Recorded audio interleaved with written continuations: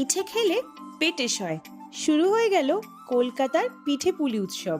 জানতে চাও তো কোথায় হচ্ছে? অ্যাক্রোপলিস মলের ঠিক উল্টো দিকে রাজডাঙ্গা উৎসবে কিন্তু শুরু হয়ে গেল 12 থেকে 16ই জানুয়ারি পিঠে পুলি উৎসব।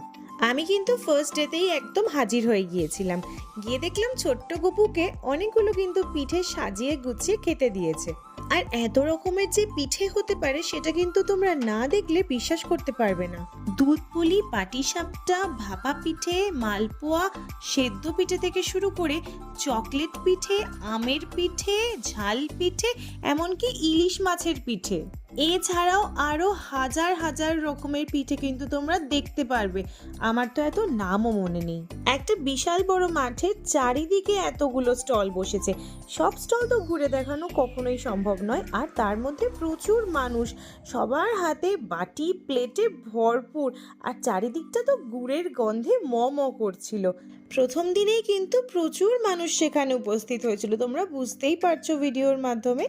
দেখো, দূর থেকে আমি সব স্টলসগুলো কিন্তু দেখিয়ে দিলাম। তবে হ্যাঁ, hats off to Kolkata police, ওনারা কিন্তু খুব সুষ্ঠুভাবে সবকিছু মেনটেনও করছেন।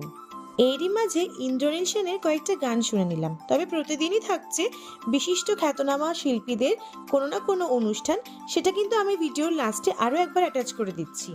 আমার মোস্ট ফেভারিট নারকেলের পাটিসাপটাটা আমি কিন্তু খেয়েই ফেললাম। আর বিশ্বাস করো, খুব ভালো খেতে ছিল। তারপরে আবার কয়েকটা স্টল ঘুরে দেখলাম যে কি খাওয়া যায়। দেখলাম ঝাল পিঠে বিক্রি হচ্ছে, সেটাই ট্রাই করলাম। দাম কিন্তু সবকটার ভীষণ রিজনেবল। তারপরে এলো এই ইলিশ মাছ পিঠে। এটা আর খাওয়ার জায়গা ছিল না, তাই বাড়িতে নিয়ে চলে এলাম। তবে মাঠের বাইরে তোমরা বেশ কিছু অন্যান্য স্টলসও পেয়ে যাবে, যেমন ধরো স্ন্যাক্সের, পিৎজা, কিছু ভাজাভুজি, এমনকি গাছের দোকানও। আর অঞ্জলি জুয়েলার্স তো আসল বরকনেকে সাজিয়ে বসিয়ে রেখেছিল। তাই যারা পিঠে খেতে ভালোবাসো, এই উৎসবটা কিন্তু মিস করো না। দেখা হচ্ছে অন্য আরেকটা ভিডিওতে। বাই।